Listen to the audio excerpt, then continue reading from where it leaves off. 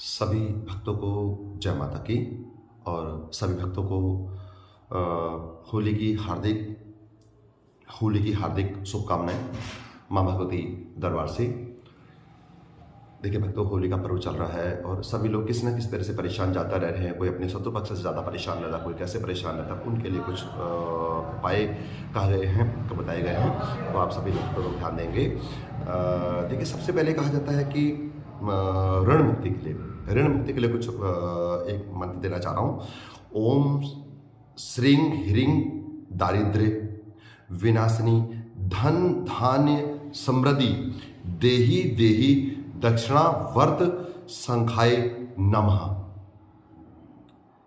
सभी भक्त ध्यान देंगे, एक बार फिर से देखेंगे। ओम श्रीं ह्रीं दारिद्र्य विनाशिनी धन्य धान्य समृद्धि देही देही दक्षिणा वर्त संखाय नमः। इस मंत्र से की एक माला अगर होलिका दहन के दिन करी जाए तो महामाई की कृपा से ऋण से मुक्ति होना संभव होगा।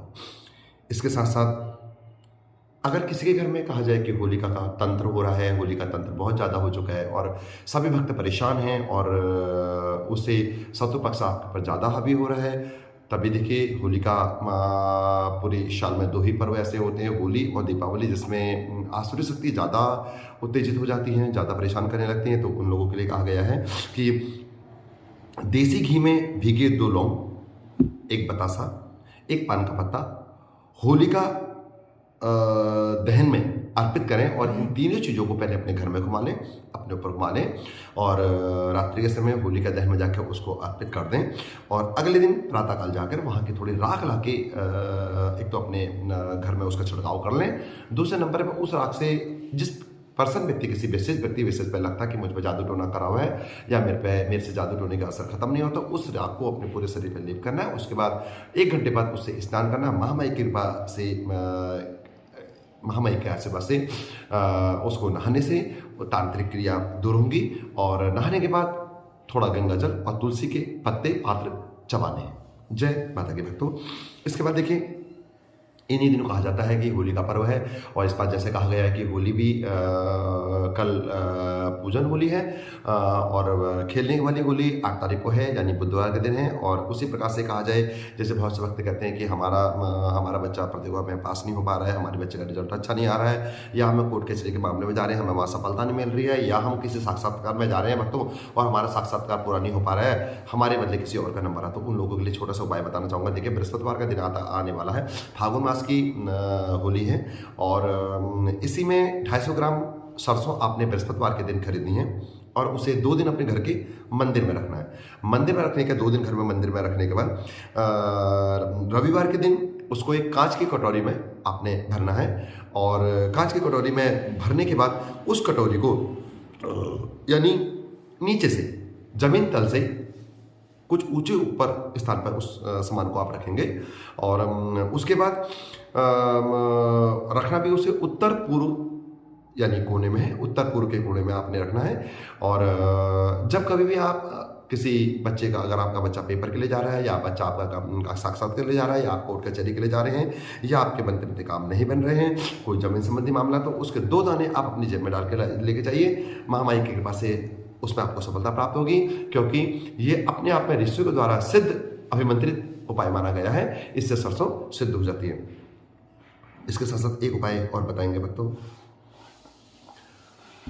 होलिका दहन का पर्व है और जैसा कि कहा गया है, आसुरी शक्तियाँ आजकल बहुत ज़्यादा हावी हम पर हो जाती हैं और जो आपका परिपेक्ष बनता है, जो आपको परेशान का, वो अपनी हरकतों से बाज नहीं आ रहा है, तो उसके लिए एक छोटा सा उपाय, नामात्र उपाय बताना चाहूँगा कि आपने एक कागज़ में अपने उस शत्रु का नाम लिखना है और शत्रु का नाम लिख के उस कागज़ को आपने नीले धागे से या काले धागे से अच्छी तरह से आपने लपेट लेना है। उसके बाद घर में आपका सायंकाल के समय जब रोटी का बनने का समय होता है, घर की स्त्रियां यानी कि घर की माताएं और बहनें जब आटा मलती हैं तो उसमें से आपने कुछ आटा लेना है, यानी एक लोई के बराबर एक रोटी के लोई के बराबर आटा लेना है और इस पुड़िया को, कागज़ की पुड़िया को आपने उस लोई के अंदर रखने, उसको अच्छी तरह से गोल करना है। और जब आप रात्रि के समय जब होलिका दहन हो, तब आप होलिका दहन के समक्ष जाइए और अपने शत्रु का नाम लीजिए। लेकिन ये बात विशेष तौर से ध्यान रखिएगा कि उस शत्रु ने आपको परेशान कर रखा हो या आप पर आसुरी शक्ति कर रहा हो या उल्टा सीधा कर्म कर रहा हो। अगर वास्तव में वो ऐसा व्यक्ति कर रहा है तो आप उस व्यक्ति का उसका स्मरण करके उसकी छाया को अपने दिमाग पर सजोकर उस लोई को आप होलिका में डाल दीजिए। महामाई की कृपा से जितना दुख उस शत्रु ने आपको दिया उससे कहीं ज्यादा दुख उसे मिलेगा और उसका किया धरा स्वतः ही संपन्न हो जाएगा और जल्दी ही शीघ्र ही शत्रु का भी विनाश होगा।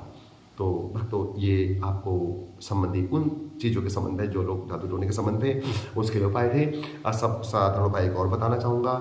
जो लोग घर में कहते हैं हमारे घर में अशांति ज़्यादा हो चुकी है, हमारे घर में बच्चे बहुत परेशान कर रहे हैं, वो कर रहे हैं, तो उनके लिए सर्वोत्तम एक उपाय है कि देखिए, मंगलवार के दिन एक मुट्ठी नमक लेना है, ढेली वाला नमक होना चाहिए। अपने पूरे घर में घुमाकर नाली, यानी जो मल बहता हो ऐसी नाली में उसको डालना है। उससे आपके घर का कलेश और शांति दूर हो सकती है और घर के सुख सुविधा शांति हेतु एक नारियल पूरे घर में घुमा के और उसके साथ 3 दाने पर व्यक्ति के हिसाब से काली मिर्च के और 2 जोड़े लौंग के पर व्यक्ति अपने अपने ऊपर से 3 बार घुमा के उसको होलिका में अर्पण करेंगे। महामाई ने चाहो तो सारे कष्ट दुख से मुक्ति मिलेगी। महामाई आपका कृपा करेगी, महामाई भंडार करेंगे। और उसके बाद देखिए, इसके बाद कहा जाता है कि माँ शीतला का समय चालू हो जाता है।